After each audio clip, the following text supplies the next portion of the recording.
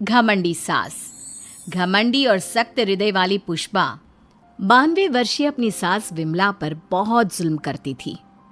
ससुर के गुजर जाने के बाद से पुष्पा ने अपनी सास विमला का जानवरों से भी बदतर हाल कर दिया था। वो उसकी गिनती घर के नौकरों में करती, उसे अलग थाली में खाना देती, रहने के लिए अलग छोटा सा कमरा। ये सब देख पुष्पा के पति आलोक को बेहद दुख होता, लेकिन वे चाहकर भी ना कुछ कह पाते ना कुछ कर पाते।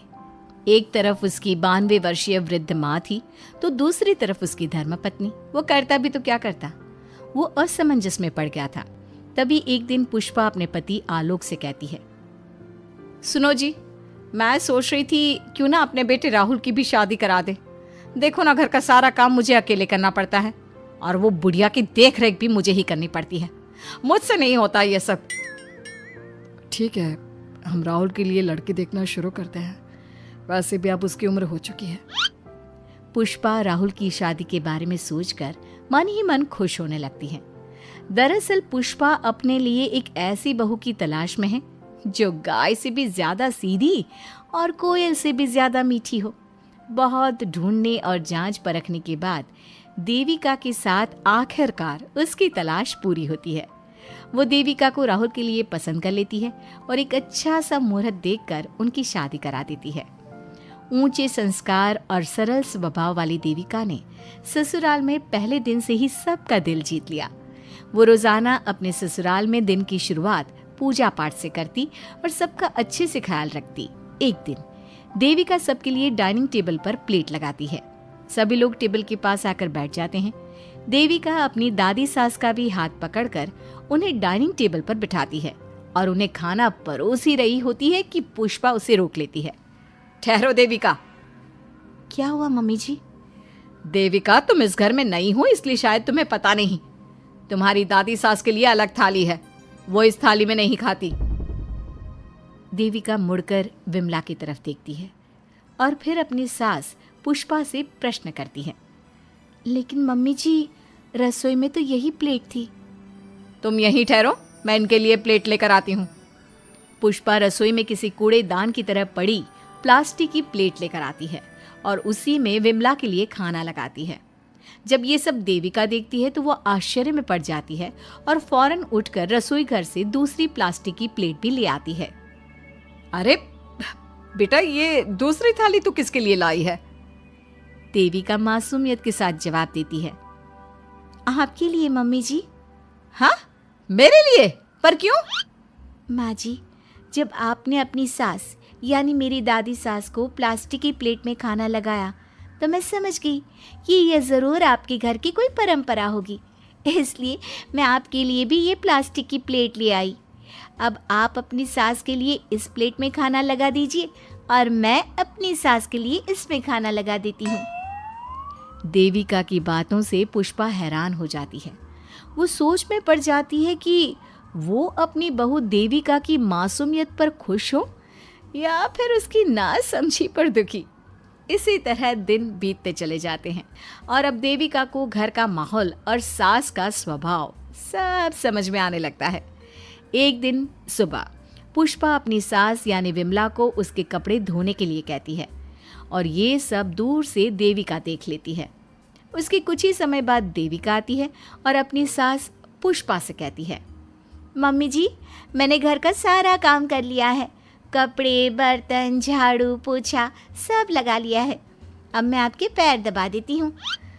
अरे लेकिन बेटा, तूने कपड़े नहीं धोए? मेरे कपड़े तो अंदर कमरे में ज्यों के त्यों पड़े हैं। मैंने आपके कपड़े नहीं धोए मम्मी जी। आप जब दादी से बोल रही थी ना कि आज उन्हें अपने कपड़े खुद धोने होंगे, तो मैंने सब सुन लिया था।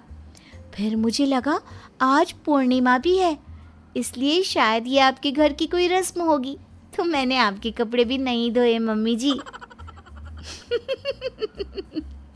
देविका की बातें सुनकर पुष्पा अपना सर पकड़ लेती है और मन ही मन कहती है, ये तो ज़रूरत से कुछ ज़्यादा ही सीधी है। अब क्या करूं मैं इसका?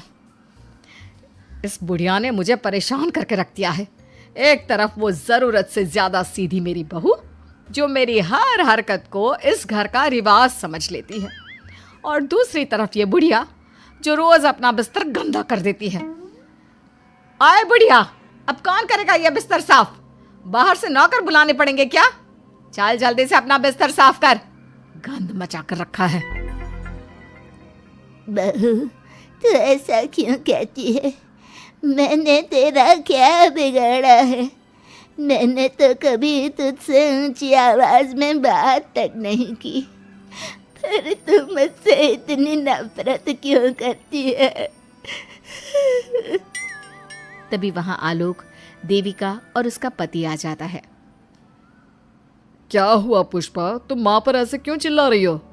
अरे देखो ना अपनी माँ को, इस बुढ़िया ने अपने बिस्तर का क्या हाल कर रखा है। कितनी बदबू आ रही है इस बिस्तर से, किसी काम की नहीं ये बुढ़िया। आप एक काम क्यों नहीं करते, इस बुढ़िया को वृद्धाश्रम क्यों नहीं छोड़ आते?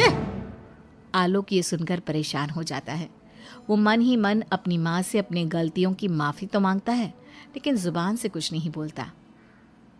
बहू, ऐसा मत कर बेटा, तू जैसा बोलेगी मैं ठीक वैसा ही करूँगी।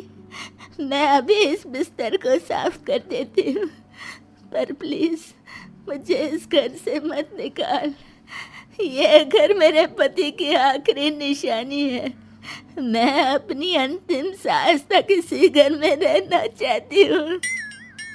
माँ जी, दादी सास का बिस्तर मैं साफ कर दूंगी और अब से आपको कोई शिकायत का मौका भी नहीं दूंगी।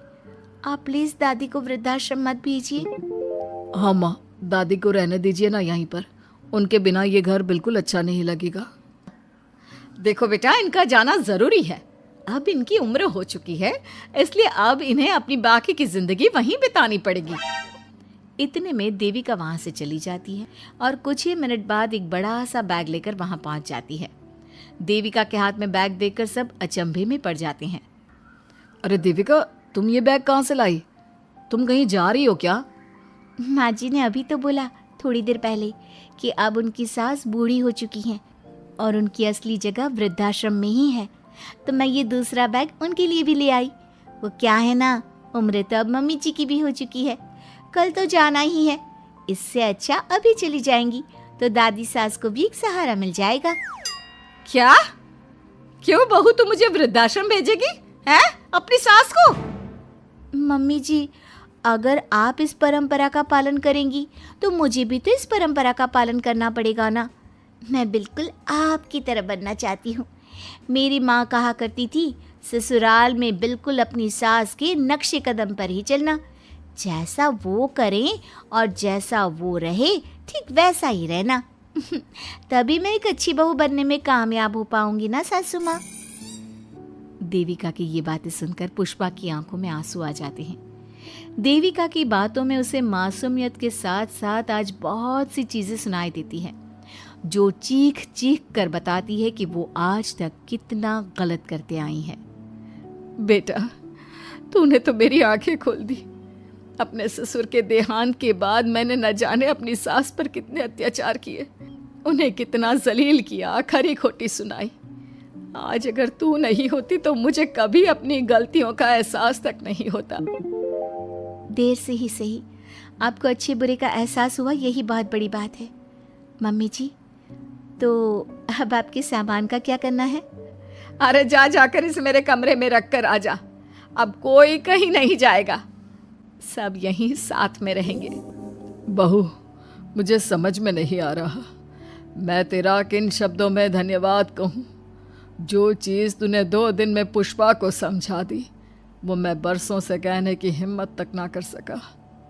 पापा जी, ज़रूरी नहीं कि हर बात कहकर भी बताई जाए, कभी कभी अपनी गलतियों का एहसास कराना भी ज़रूरी होता है।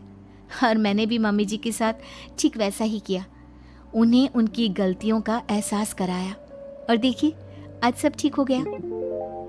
सच में देविका, तुमने आज हम सबको बहुत बड़ी सीख दी है। अब पुष्पा सुधर जाती है और घर की पूरी जिम्मेदारी देविका को सौंप देती है और अब उनका परिवार एक सुखी और समृद्ध परिवार की तरह रहने लगता है।